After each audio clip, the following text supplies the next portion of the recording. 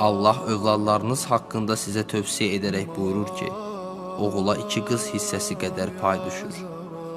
Başqa bir ayədə buyurur, sizin hər birinizi ölüm haqlayan zaman qoyub gedəcəyiniz maldan valideynlərinizə, yaxın qohumlarınıza verilməsi üçün ədalət üzrə vəsiyyət etməyiniz zəruridir.